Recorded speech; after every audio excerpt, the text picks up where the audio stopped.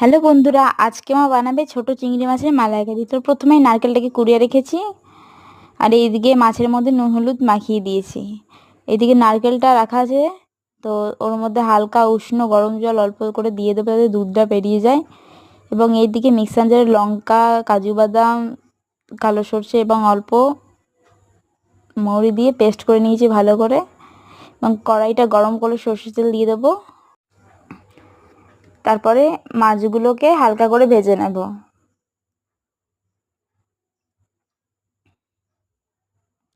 এদিকে মাছগুলো ভাজা হচ্ছে, ওইদিকে আমরা নারকেলের দুধটা পেস্ট করে নেব, নারকেলের কোড়াগুলো। এবং মাছগুলো হয়ে গেছে ভাজা, এবার তুলে নেব। এবং ওই তেলের মধ্যে গোটা গরম মশলা ফোড়ন দিয়ে, তেজপাতা ফোড়ন দিয়ে, পেঁয়াজ পেস্ট দিয়ে দেব, নিয়ে নাড়াচাড়া করে